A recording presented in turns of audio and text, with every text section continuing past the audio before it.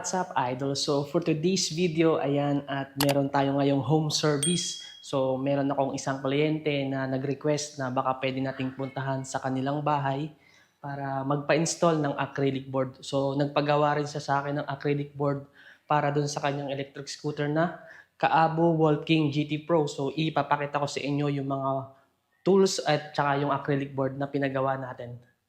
Ito na pala yung mga tools na kailangan natin dalhin. So nagdala na lang din ako ng toolbox para sa pang-solder, sa pang-cut ng wire, and then heat shrink, and then itong pinakang tool set natin. And then ito pala yung acrylic board na pinagawa natin. So ng size nito guys is nasa 19 mm. So ganun siya kakapal.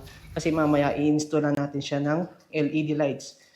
So at ayan, papunta na tayo. So tumawag na sa akin yung ating customer. So pipick upin niya na tayo. So ito lang yung dala-dala ko na mga tools papunta sa bahay nila. Kasi nga yung Kaabo Walking GT Pro masyado daw mabigat. So wala siyang katulong para mag-carry. So yun, day off ko naman ngayon kaya pumayag na lang din ako na magpa-home service. Ayan, extra income din kasi to guys. So ito na pala yung Kaabo ni sir. Bagong-bago pa siya oh. Hindi talaga siya nagagamit guys. Tingnan niyo yung gulong. As in brand new na brand new. Ganda. So ito na pala yung board na i-install natin dito. Ayan. So dito lalagyan na lang natin siya ng LED lights. Dito sa side na to. Tapos dito natin i-connect sa controller. Yung supply niya na 12 volts. Okay guys, so ito yung mga parts na gagawin natin kay sir. Ito yung LED niya. So yung sukat niya is 12 mm yung lapad na acrylic board. Yung throttle, papa-install din niya. Yan. So ito lahat yung gagawin natin.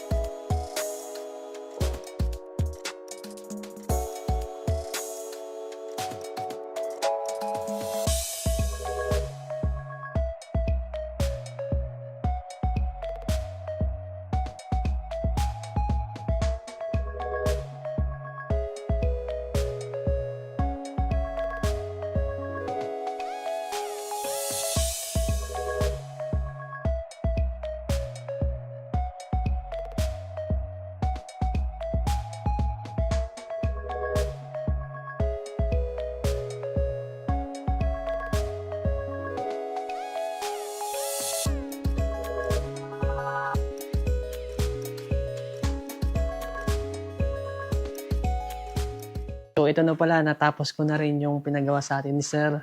And then ipapakita sa inyo yung actual. So ito yung acrylic board na install natin. So ayan, ang ganda siya. So yung size nito is 19 mm yung kapal. So mas maganda yung flow ng LED lights. So dito, ayan. And then dito yung next na ginawa natin is itong throttle. Itong thumb throttle type na to. So kinonvert natin siya. So, ginawa natin siyang X300. So, yun lang yung ginawa natin sa ngayon. Pero, inabot ako ng halos 7 hours sa pag-install nito. Pero okay naman, at least maganda yung result.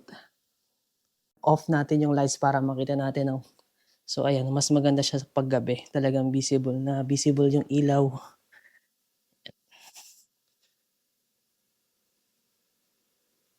Additional pala na pinagawa sa atin ni Sir is nagpa-build siya ng battery pack na 12 volts 20H.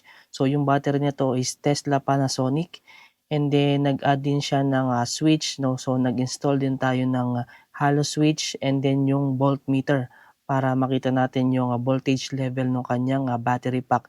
So yung battery pack, doon na natin i-connect yung LED lights. Few weeks ago, tumawag ulit sa atin ng ating kliyente para magpagawa ulit ng panibagong acrylic board. So yung gusto naman niya guys is mas malapad. So nag-add tayo ng 25 mm from the deck. So mas gusto kasi niya yun para komportable siya sa ride since na malaking tao yung ating kliyente. So yun yung mas gusto niya, na mas malapad yung kanyang acrylic board. Pero same design pa rin. Nag-add lang tayo ng wide dun sa kanyang acrylic board. Ayan, at tapos na rin ang aking pagpo-part-time. So pauwi na kami. So ayan, at nagpapasalamat ako sa patuloy niyong pagsuporta sa mga nagre-recommend at sa mga nagtitiwala, and maraming salamat po sa inyo.